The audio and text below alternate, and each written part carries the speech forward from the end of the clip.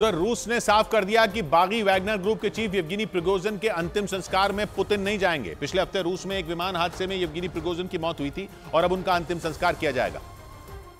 लेकिन रूस के राष्ट्रपति भवन की तरफ से यह साफ कर दिया गया कि पुतिन येवगेनी प्रिगोजिन के अंतिम संस्कार में नहीं जाएंगे। हालांकि जहां उनका अंतिम संस्कार किया जा सकता है उस कब्रिस्तान में सुरक्षा कड़ी कर दी गई। येवगेनी प्रिगोजिन कई सालों तक पुतिन के बेहद खास रहे। उन्होंने यूक्रेन जंग में पुतिन के कहने पर ही अपने लड़ाकों को उतारा था, लेकिन जून में मॉस्को में उनके विद्रोह के बाद सारी चीजें बदल गईं। येवगेनी प्रिगोजिन दोस्त से पुतिन के दुश्मन बन गए, जिसके 2 महीने बाद यानी पिछले हफ्ते उनकी उस विमान दुर्घटना में मौत हो गई। हालांकि उनका अंतिम संस्कार कब और कहां होगा इसकी जानकारी सामने नहीं आई। इस बीच यूक्रेन के मीडिया ने दावा किया कि ज़ेलेंस्की की सेना ने ज़ापोरिज़िया में रूसी पुलिस के ठिकाने पर ड्रोन से भीषण हमला कर दिया।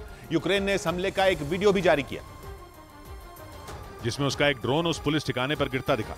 ड्रोन का निशाना इतना सटीक था कि वहां एक जोरदार विस्फोट हुआ, जिसे देखकर ऐसा लगा मानो वहां कोई भयानक ब्लास्ट हो गया हो। इस हमले से पहले का भी एक वीडियो सामने आया जिसमें एक महिला उस पुलिस ठिकाने के पास जाती दिखी। ऐसे में अगर वो महिला एक कदम भी इधर उधर होती तो वो ड्रोन हमले की चपेट में आ सकती थी। यूक्रेन ने दावा किया कि उसने अपने खतरनाक ड्रोन से रूस के कब्जे वाले ज़ापोरिज़िया में मौजूद उस पुलिस ठिकाने को तबाह कर दिया।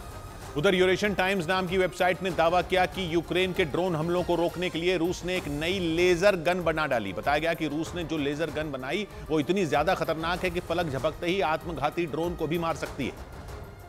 यानी रूस ने यूक्रेन के ड्रोन हमलों का तोड़ निकाल लिया। पश्चिमी मीडिया के मुताबिक ज़ेलेंस्की की सेना ने पुतिन की फौज पर ड्रोन हमले और ज्यादा तेज कर दिए। दावा किया गया कि यूक्रेन के ड्रोन हमले अब जंग के मैदान तक सीमित नहीं रहे, बल्कि क्राइमिया में भी यूक्रेन ने कहर ढा दिया। यूरेशियन टाइम्स के मुताबिक यूक्रेन ने बीते 2 दिन में क्राइमिया पर 42 ड्रोन हमले किए। हालांकि रूस ने उन ड्रोन हमलों को नाकाम करने का दावा किया। बताया गया कि ड्रोन हमलों से बचने के लिए ही रूस ने लेजर गन बना डाली, जो आसमान में उड़ते आत्मघाती ड्रोन पर भी सटीक निशाना लगाकर उसे ढेर कर सकती है। इधर हरियाणा के पंचकुला से हैरान कर देने वाला एक वीडियो सामने आया। वहां एक तेज रफ्तार कार एक डॉक्टर को करीब 50 मीटर तक घसीटती ले गई।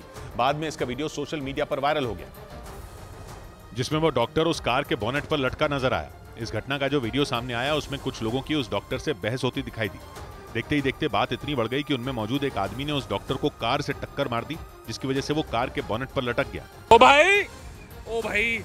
लेकिन किसी के कुछ समझने से पहले ही उस आदमी ने कार दौड़ा दी, जिसकी वजह से करीब 50 मीटर तक वो डॉक्टर सड़क से घिसटता चला गया, जबकि कुछ लोग उस कार के पीछे भागते नजर आए। घटना को अंजाम देकर आरोपी फरार हो गए। इस घटना में वो डॉक्टर बुरी तरह घायल हो गया। बाद में उसे अस्पताल में भर्ती कराया गया। डॉक्टर ने आरोप लगाया कि उन लोगों ने उनके साथ मारपीट भी की। पुलिस ने आरोपियों के खिलाफ केस दर्ज कर मामले की जांच शुरू कर दी।